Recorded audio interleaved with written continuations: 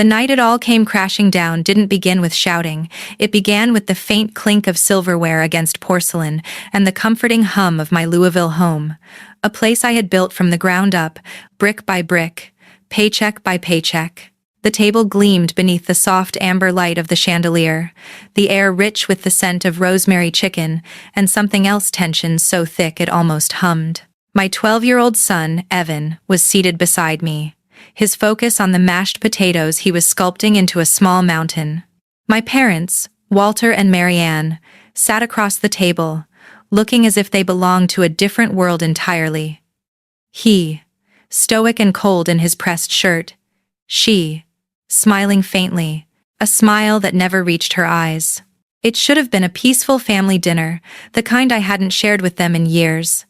Instead, it became the crucible of a decade-old betrayal that would rip through every fragile pretense we'd built. My father's voice cut through the air with the precision of a blade. "You and your kid are nothing but freeloaders." For a moment, I thought I'd misheard. My fork froze midair as Evan's small hand trembled beside mine. My mother didn't flinch, didn't contradict him. She simply nodded, her lips curling into that same empty smile she wore when she agreed with something cruel. The irony stung deeper than the insult itself. They sat there, basking in judgment, inside a house I owned, under a roof that my hard work had paid for. I didn't shout. I didn't cry. I simply met my father's gaze and said, quietly, "This house, this life you're sitting in, you didn't build it. I did." Silence fell like ash, heavy and suffocating, and I knew in that moment that whatever remained of our family had just disintegrated. But to understand why that sentence meant everything, to understand how I got there, you need to know where I came from. My name is Jocelyn Harper, and for most of my life, I've been the family scapegoat, the one expected to sacrifice her dreams so others could live theirs. I grew up in the heart of Louisville, Kentucky, in a modest 2-story house where the wood floors creaked like they were whispering old secrets. The air in summer always smelled of honeysuckle and freshly cut grass, the kind of scent that makes you believe in peace until you realize it's just a disguise. My family wasn't poor, but we lived with a constant sense of almost secure, almost happy, almost loving. My parents' attention orbited around my older brother, Andrew, who could do no wrong. He was their golden boy. Handsome, charming, the eternal, next big thing. I was quieter, more deliberate, the kind of girl who kept her dreams folded neatly in a notebook, to study computer science, to create something that would matter. I thought I was on my way when I turned 18. My late grandfather had left me an inheritance, $100,000, a fortune to a kid who had never owned more than a second-hand laptop and a stack of library books. It wasn't just money. It was freedom, a way to carve my path. I'd been accepted into the University of Louisville's computer engineering program. I still remember the acceptance letter, the feel of the heavy paper between my fingers, the smell of printer ink, the way my name looked printed in bold at the top. It felt like the world was finally saying, "You matter." But that illusion shattered one humid July evening. My father called me into the living room. He was in his recliner, the one that groaned when he leaned back, his eyes already heavy with expectation. My mother stood near the window, arms crossed, her gaze fixed on the dying sunlight. "They didn't waste time. We need your inheritance," my father said, his voice steady, casual, like he was asking me to pass the salt. The words hit like cold water down my spine. "Need it? For what?" I asked, my voice small. My mother finally looked at me, her eyes soft but her tone firm. "Your brother has an opportunity," she said. "He and your father are starting a construction business. It's a guaranteed success, Jocelyn. Think of it as an investment for the family." I remember clutching that acceptance letter in my hand, the edges cutting into my skin. "What about college?" I whispered. My father shrugged, as if the question were silly. "You can get loans," he said. "Andrew's business will help us all in the long run. You should be proud to contribute." Proud. That word echoed in my head for weeks after.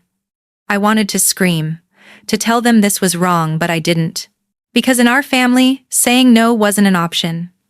They didn't ask for my permission. They took it, as they always had. Within a month, the money was gone, every last cent wired into a business that collapsed before its first anniversary. Bad deals, worse partners, and my brother's reckless spending turned that guaranteed success into a crater. My parents never spoke of it again, not once. When I brought it up years later, my mother smiled and said, "You can't put a price on family." That night, I made the hardest decision of my life. I packed a small duffel bag, 3 shirts, 2 pairs of jeans, and the $500 I'd saved from babysitting. I didn't tell anyone I was leaving. I slipped out the front door at midnight, the air thick with summer heat and the faint chirp of crickets, and I didn't look back. I wish I could say I was fearless, but I wasn't. I was terrified. According to a Pew survey I read years later, nearly 60% of 18-year-olds experience financial stress as they transition into adulthood. I was part of that statistic, broke, scared, and stubborn enough to think I could survive anyway. I moved into a cramped apartment near campus, splitting rent with 2 strangers who played loud music and left dishes piled in the sink. It was chaos, but it was mine. I worked 3 jobs, waitressing at a diner, tutoring high school students in math, and stocking shelves at a grocery store until 2 a.m. Some nights, I'd fall asleep sitting upright, my laptop open to half-finished assignments, my hands smelling faintly of bleach and cheap coffee. There were moments I thought I wouldn't make it, when the rent notice slipped under the door, when I couldn't afford textbooks, when my shoes wore thin, and I had to choose between replacing them or paying the electricity bill. But through it all, one thought kept me going. I will never need them again. Still, there were cracks. I'd scroll through Reddit at night, searching for something: connection, validation, maybe just proof that I wasn't the only one drowning. That's how I found a small online forum for young adults estranged from their families. It wasn't big, maybe a few hundred members, but their stories mirrored mine: inheritances stolen, emotional manipulation, dreams derailed. One post stuck with me. Sometimes, the only way to heal from your family is to become your own. I wrote that line on a sticky note and kept it above my desk for years. That community became my lifeline. Strangers who cheered for me when my parents wouldn't, who celebrated when I landed my first internship, who told me that leaving wasn't betrayal, it was survival. And maybe that's what saved me. Because even when the loneliness crept in, when I missed the smell of my mother's baking or the sound of my father's laugh before things went cold, I reminded myself of the truth. Love without respect is just control wearing a mask. I fought my way through college, scraping by with scholarships and sheer willpower. By graduation, I wasn't just proud, I was hardened. My parents called occasionally, their tone perfunctory, checking boxes. "How's work, Jocelyn?" My mother would ask before quickly adding, "Your brother's trying a new venture, could you help him out?" It was never about me. I learned to smile through it, to keep my answers polite and my wallet closed. Each unanswered call was a boundary reinforced. Each no I said was a quiet victory. Looking back, I think the betrayal over the inheritance wasn't just about money. It was the first time they revealed who they really were. And as much as it broke me then, it also freed me. But that night at the dinner table, all those years later, when my father called me a freeloader in the home I had built from ashes, I realized something deeper. The past doesn't stay buried. It waits. It waits for a quiet dinner, a single cruel sentence, and then it rises, demanding to be faced. What I didn't know then, what none of them knew, was that I was done being the quiet daughter who endured. I had learned how to fight back. And this time, I wouldn't just survive their betrayal, I would rewrite it. Starting over wasn't a cinematic montage, it was a blur of sleepless nights, cheap instant ramen, and the low hum of exhaustion that followed me like a shadow. After leaving home, I poured everything I had into college, clinging to my scholarship like it was the last thread keeping me from falling apart. My dorm room was small, barely big enough for a twin bed, a second-hand desk, and a string of fairy lights that flickered weakly each night, but it felt like freedom. I remember the smell of burnt coffee from the communal kitchen, the endless shuffle of tired footsteps in the hallway, the quiet determination that lived inside everyone there. We were all trying to become someone. I studied computer engineering because I loved logic, structure, and the clean predictability of code everything real life had failed to offer me. But beneath that sense of order, there was chaos. My days began at 6 a.m. and ended at 2 a.m. Cycling between lectures, the campus library, and my part-time jobs. I waited tables at a greasy diner on Baxter Avenue, where the scent of fried onions and old grease clung to my uniform no matter how many times I washed it. Between shifts, I'd tutor local high school kids in algebra, my voice soft but steady, pretending I wasn't running on caffeine and panic. Every night, I'd come home, stare at my cracked laptop screen, and whisper, "Just one more semester." There were nights I cried quietly in the shower, where no one could hear. I once read on Brightside at me that burnout doesn't always feel like fire. It feels like fog, a thick, invisible heaviness that makes you forget what joy feels like. So I practiced something called mindful grounding. I'd close my eyes and focus on 5 things I could see, 4 I could touch, 3 I could hear, 2 I could smell, and 1 I could taste. It sounded silly at first, but it worked. It kept me anchored when the world felt like quicksand. And slowly, piece by piece, I began to rebuild myself. After graduation, I landed a job at a small software company downtown. It wasn't glamorous cramped cubicles, buzzing fluorescent lights, but it paid the bills. For the first time, I wasn't surviving, I was living. I could afford takeout on Fridays and new shoes when mine wore out. I even started to smile again. That's when I met Daniel. He was quiet, a data analyst with a dry sense of humor and an easy smile that made the world seem lighter. We met in the break room, reaching for the same stale donut. It wasn't love at first sight, more like recognition, the comforting sense of meeting someone who understands exhaustion in the same language. We started having coffee together after work, then dinners, then weekends filled with Netflix and half-burned homemade pizza. Daniel wasn't like my family. He listened.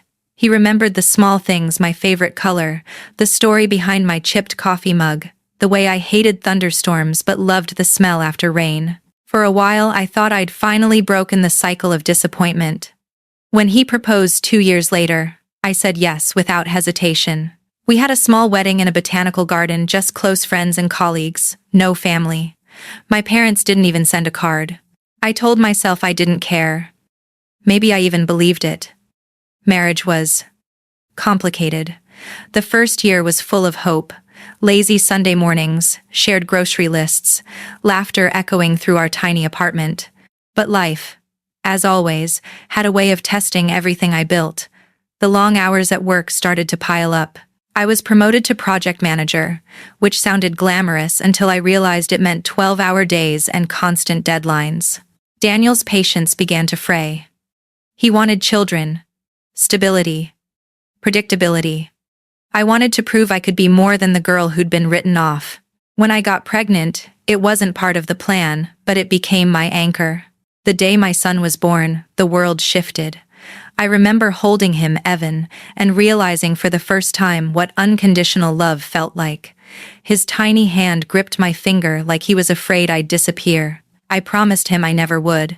But promises are fragile things when exhaustion sets in. Motherhood was beautiful and brutal. I went back to work 8 weeks postpartum, pumping milk in the office bathroom between meetings, my laptop balanced on my knee. Some nights, I'd come home, collapse on the couch, and cry quietly while Evan slept in his crib. Studies say 1 in 3 single mothers experience high anxiety, and even though I wasn't single yet, I felt the truth of that statistic in my bones. Daniel started to withdraw. Slowly, at first missed dinners, distracted silences, resentment that he couldn't quite hide. He wanted a wife who could be soft, available, unburdened, but I'd been forged in fire. Softness wasn't something I could give easily. The cracks in our marriage deepened with every unpaid bill, every late night, every unspoken accusation. We tried counseling, date nights, anything to patch the sinking ship. But one morning, over cold coffee and unpaid daycare invoices, Daniel looked at me and said, "I can't do this anymore." The divorce was quiet, almost polite. No screaming, no court battles, just two tired people signing papers in a lawyer's office that smelled faintly of lemon cleaner and regret. He moved out. I stayed. Evan was too. For a while, I felt like I was walking through a storm that wouldn't end. Single motherhood wasn't the empowering montage people post online. It was raw survival. Some mornings, I'd wake up before dawn to answer emails, pack Evan's lunch, and cry in the car before work because the weight of it all felt unbearable. But I also discovered something extraordinary: resilience. Not the glamorous, social media kind, but the kind that grows in the cracks of broken plans. I learned how to budget every penny, how to fix a leaky faucet, how to turn leftovers into meals that made Evan smile. And when loneliness hit hardest, I found comfort in that same online world that had saved me once before. After Evan's bedtime, I'd scroll through Reddit's divided by AITA community, Am I the Asshole?, where strangers told stories about family drama, toxic relationships, and moral gray areas. It became my guilty ritual. I'd read for hours, sometimes commenting under a throwaway account, offering empathy or advice to people whose pain mirrored mine. One night, I even posted my own story about the inheritance, about my parents, about the resentment I still carried. It went viral overnight. Thousands of strangers validated what I had buried for years. "You were never the problem. You were brave. You did what you had to do." I cried, reading the comments, the kind of cathartic, trembling cry that empties you out completely. It felt like exorcising a ghost. That post changed something in me. For the first time, I stopped feeling ashamed of my past. I started to see it as proof of survival. Therapy helped too. My therapist, Dr. Nguyen, told me something that stuck. Resilience isn't the absence of pain, it's the decision to keep showing up despite it. I began practicing mindfulness again, not the soft pastel version sold in self-help books, but the real kind. The kind where you sit in silence with your thoughts, no matter how ugly they are. I'd sit with a cup of tea at night, the apartment quiet except for the hum of the refrigerator, and breathe. One inhale for what I'd lost, one exhale for what I'd built. Slowly, life began to feel less like survival, and more like living again. Now, Evan and I live in a modest townhouse with creaky floors and morning light that spills through the curtains like a promise. He's 10, curious, bright, with his father's eyes and my stubbornness. Every morning he hugs me before school and says, "You're my favorite person, Mom," and somehow that makes everything worth it. I've built a stable career, managing a small tech team remotely, which means I can pick Evan up from school and still make dinner before 7. Our little world is peaceful, but peace has a way of feeling fragile when you know what chaos can do. Because lately, life has begun to stir again, old ghosts resurfacing, familiar names showing up where I least expect them. Last week, I received a letter with no return address. The handwriting was unmistakable. My father's. I haven't opened it yet. It sits on my kitchen counter beneath a mug, waiting. Part of me wants to throw it away. Another part, the one that still believes in closure, knows that whatever's inside might change everything. And as much as I tell myself I'm past the past, the truth is simple. Some stories don't stay buried forever. Some are waiting for you to finish them. I didn't open my father's letter right away. It sat there for days, a quiet threat on the kitchen counter beside Evan's half-finished science project and a cooling cup of tea. I told myself I was too busy: deadlines, school pickups, the noise of life. But really, I was afraid. Afraid that the past I'd finally buried was clawing its way back. When I finally slit the envelope open one rainy Tuesday night, my hands trembled. The handwriting was uneven, shaky, unfamiliar in its vulnerability. "Jocelyn," it began. "Your mother won't tell you, but I'm sick. I don't have much time left. I'd like to see you before it's too late." My stomach twisted. I hadn't heard from him in years, not since the dinner where he called me a freeloader in my own house. For a long time, I just stared at those words. Sick. See you. too late feeling a swirl of anger, guilt, and something dangerously close to pity. My therapist, Dr. Nguyen, once said, "Boundaries aren't walls to keep people out, they're doors you choose when to open." I had closed that door firmly, but now it felt like someone was pounding on it from the other side. Life, until that letter, had finally found rhythm. My job had become something I was proud of. I managed a remote software team from a cozy home office filled with post-it notes, caffeine, and the faint sound of Evan playing video games in the next room. He was thriving top of his class, full of laughter, with a curiosity that reminded me of the little girl I used to be before life taught me silence. My closest friend, Naomi, had become my anchor over the years, a financial consultant I'd met through work, who somehow saw through my armor from day one. She had a warmth that made honesty feel safe. When I told her about the letter, she didn't try to sugarcoat it. "You don't owe him closure, Jocelyn," she said over coffee, her tone steady. "But you owe yourself peace. Sometimes, facing it is the only way to stop reliving it." I hated that she was right. For years, my parents had tested every boundary I built. The calls started small, my mother asking how Evan was, how work was going. Then came the subtle requests, cloaked in guilt. "Your father's struggling with bills. Andrew's had a hard time since the divorce. Could you lend him something?" I learned to say no, though each refusal felt like a weight pressing on my chest. According to an article I once read on Good is, healthy boundaries are acts of self-respect.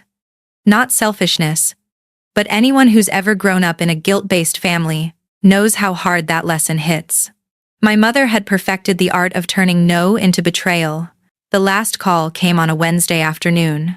I was coding while Evan practiced his spelling words in the next room when my phone buzzed with an unknown number. I almost ignored it, but something made me answer. "Jocelyn?" The voice was unmistakable, my mother's, thinner and raspier than I remembered. "It's your father," she said. "He's in the hospital. He's not doing well." The words hung heavy between us. "And you're calling me because?" I asked, keeping my tone steady. "Because he's asking for you," she said. "He wants to apologize." I laughed softly, bitterly. "After all these years?"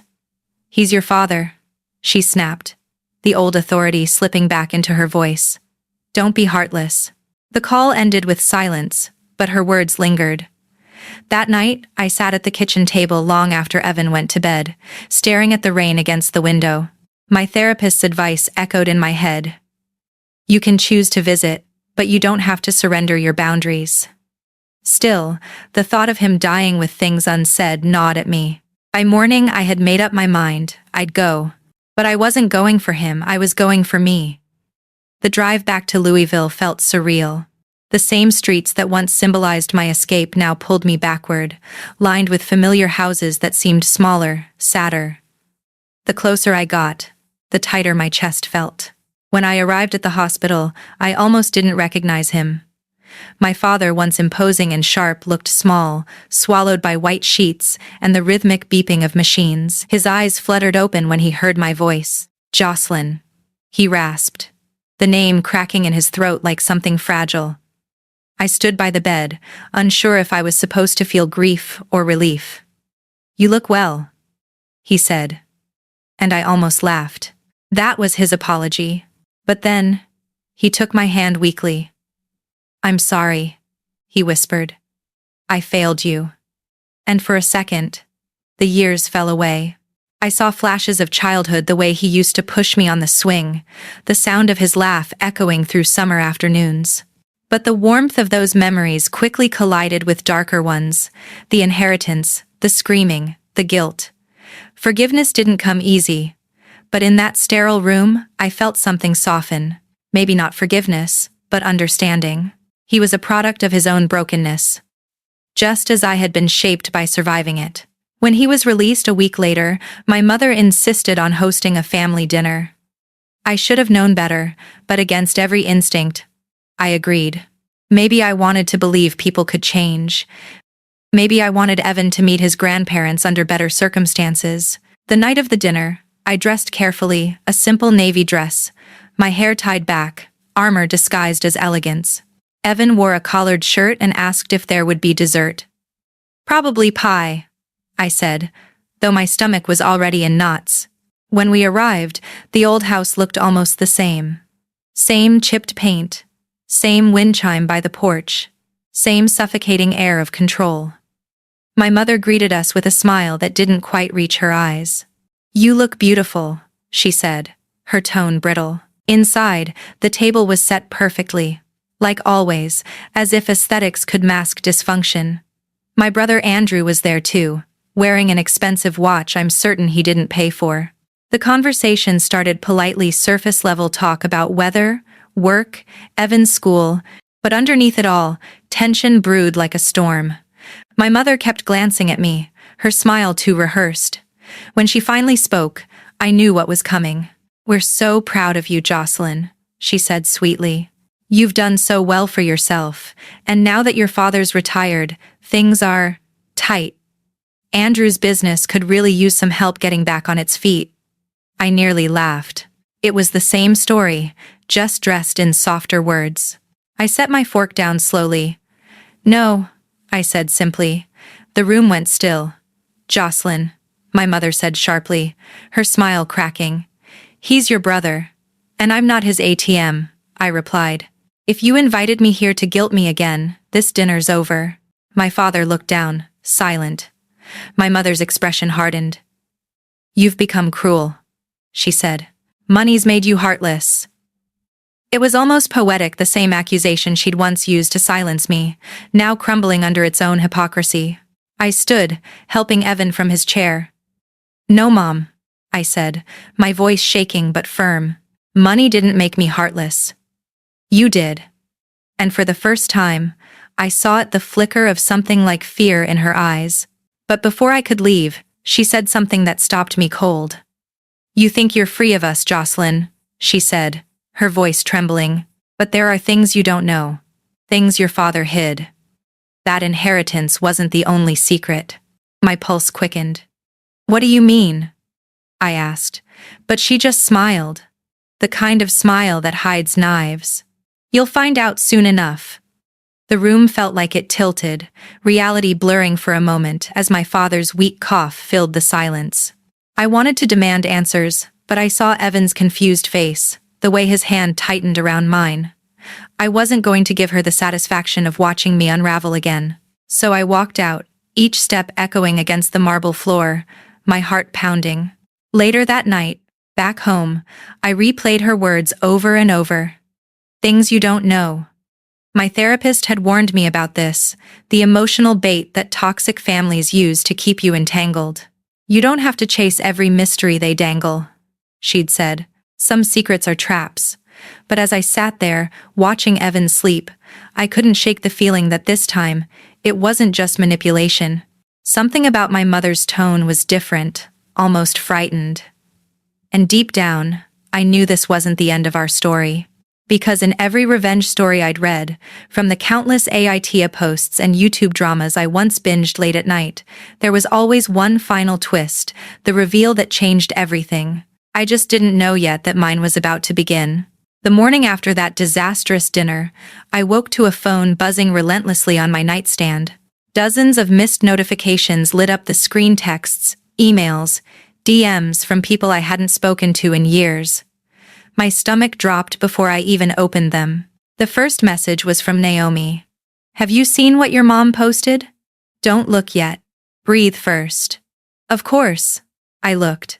My mother's sweet, genteel, suburban Marianne had taken her poison public. There she was, on TikTok of all places, sitting in her living room with tear-streaked cheeks and the practiced tremble of someone who'd rehearsed pain. "I just don't know what happened to my daughter," she said, voice cracking perfectly on cue.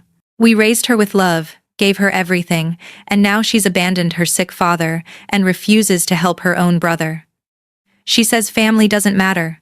How can a mother live with that?" The video had nearly 200,000 views in a few hours, with comments like, "Wow, how can people be so heartless?" and "This generation is selfish." A few kind souls questioned her story, but the damage was done. My private life had been turned into public spectacle. I felt my chest tighten, my hands trembling so violently I nearly dropped my phone. The kitchen light flickered, casting the room in uneven shadows as Evan wandered in, rubbing his eyes. "Mom, what's wrong?" he asked, and I forced my voice steady. "Nothing, sweetheart, just grown-up stuff." But the truth was a storm inside me, a mix of humiliation, anger, and something sharper: resolve.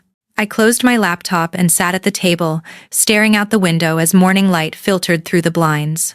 A 2024 Pew study had shown that nearly 25% of family disputes now go viral through social media, often sparking online harassment or defamation that can destroy reputations overnight.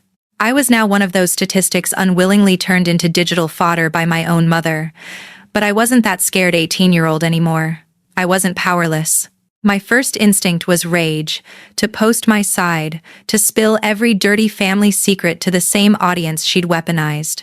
I imagined typing it all out: the inheritance, theft, the manipulation, the guilt. But then I remembered something Naomi once told me over whiskey and heartbreak. The best revenge isn't shouting louder. It's taking back control of the narrative quietly. So I did what I've always done when chaos hits. I planned. I spent that entire morning strategizing, my mind whirring faster than my pulse. I called Naomi first. She listened silently as I explained everything, then said, "If they're attacking your reputation, make your stability undeniable. You don't need their validation. You need leverage." Those words would become the blueprint for what came next. By noon, I'd contacted a lawyer. A calm, sharp man named Harris, who specialized in defamation and property law. I met him once before during a corporate contract dispute. Now, I needed his expertise for something far more personal. "We can issue a takedown request," he said, flipping through printouts of my mother's post and the thousands of reposts it had spawned. "But given how fast content spreads, the better move is to hit them where it hurts. Control of the assets. The house they lived in, the same one where my father had begged forgiveness and my mother had twisted it into theater, was still technically in my name. Years ago, I had bought it quietly after my father's financial collapse to prevent foreclosure. I'd let them live there rent-free out of what I thought was compassion. Now, that kindness felt like a loaded gun in my own hands. Harris drafted a formal notice, cold, precise, lawful, revoking their right to occupy the property unless they signed a new rental agreement. He even smiled slightly when he slid the contract across the desk. "You're not being vindictive," he said. "You're enforcing boundaries. There's a difference." That night, I sat at my kitchen table, the air humming with that electric quiet that comes before a storm. I read every word of the document 3 times, my pulse steadying with each clause. Rent due on the 1st. Utilities transferred. Property maintenance under tenant responsibility. No public defamation of the property owner me. I imagined her face when she'd read it. For once, I wouldn't be the one defending myself. I'd be the one holding the power. Before sealing the envelope, I hesitated for a long moment. Part of me still wanted to believe that maybe, just maybe, she'd see reason, delete the video, apologize. But the other part, the one hardened by years of betrayal, knew better. I sent it by courier the next morning. The backlash online, surprisingly, began to turn in my favor. A few Reddit users had connected the dots after recognizing my mother's face from her viral video and comparing it to an old AITA post I'd written months ago about a mother who stole her daughter's inheritance. Suddenly, strangers were defending me, hundreds of comments flooding threads across Reddit, YouTube, and TikTok. "Wait, isn't this the same mom from that AITA story? The daughter was totally right. Imagine publicly shaming your kid after stealing from her. Justice for Jocelyn." It spread like wildfire. A user even created a small subreddit called r divided by Justice for Jocelyn, where people shared their own experiences with toxic parents who weaponized social media. The irony was poetic. The same platform my mother used to destroy me had become my shield. I never posted publicly, but I read every comment, every word of support from strangers who didn't know me but understood me. I felt something shift deep inside, a quiet, controlled fury turning into empowerment. Still, I wasn't naive. I knew the retaliation was coming. Narcissists don't surrender. They escalate. My mother's next post came 2 days later. This time, she wasn't crying, she was seething. She filmed herself pacing the porch, clutching the notice I'd sent. "She's evicting us," she shouted to the camera. "My own daughter, kicking out her sick father. What kind of monster does that?" Her followers doubled overnight. Sympathy poured in, comments filled with outrage and misinformation. But for every stranger defending her, 10 more started questioning her story. The cracks were showing. Someone found the county deed listing my name as the property owner. Another user uploaded a timeline from my original AITA post, linking dates and receipts. The truth had momentum now. My mother had built her lie on quicksand, and I'd just started the clock on its collapse. Naomi called again that evening. "You've done what you needed to," she said. "Now stop watching it. Don't let her pull you back into the chaos." But I couldn't look away completely. Part of me was still that 18-year-old standing in the living room, clutching an empty promise. I watched her unravel in real time, each new post growing more desperate, more erratic. My father stayed silent, though I caught glimpses of him in the background of her videos, looking smaller each time. I felt no joy in their downfall, just inevitability. The strange thing about revenge, real revenge, is that it rarely feels triumphant. It feels clean, quiet, like exhaling after holding your breath for years. Still, late at night, after Evan was asleep and the house was still, I'd sit by the window and wonder if this was really the end, or just another battle in a war that never truly ended. Because deep down, I could feel it, the silence before the next move. People like my mother don't stop when cornered. They adapt, and I knew she wouldn't go down without one last strike. I could almost hear her voice in my head, dripping with false innocence. "You think you've won, Jocelyn? You don't even know what game we're playing." I looked out into the darkness, clutching my mug so tightly my knuckles ached. For the first time, I wasn't afraid. Whatever was coming next, I was ready. The world had seen who she really was, and this time, the truth was on my side. But even as I closed my eyes, the faintest chill ran through me. Because if there's one thing every AITA success story teaches, it's that when you finally stand up to a manipulator, they don't vanish quietly. They burn everything they can on the way out. And somewhere out there, I could almost feel my mother lighting the match. Days passed after the notice was delivered, and silence settled like thick fog. No reply, no signature, no apology. Just a void heavy with unspoken defiance. I knew that silence well. It was the prelude to resistance. Then, one gray morning, an envelope arrived at my office. Creased edges, my mother's handwriting like a relic of childhood memories I no longer trusted. Inside was a single line written in her elegant cursive. "We will not sign. You owe us more than this." No explanation, no acknowledgement of what she'd done, just entitlement disguised as injury. My lawyer, Harris, sighed when I showed him the letter. "Then we proceed," he said simply. And we did. The eviction notice was filed, stamped, and posted on the front door of the house where I once learned to walk, where birthdays and betrayals intertwined under one roof. It took 30 days for the process to complete, 30 days of public unraveling as her followers realized the truth. The comments shifted tone. "Wait, why won't she just move? Didn't her daughter own the house?" Slowly, the sympathy she'd cultivated began to sour into scrutiny.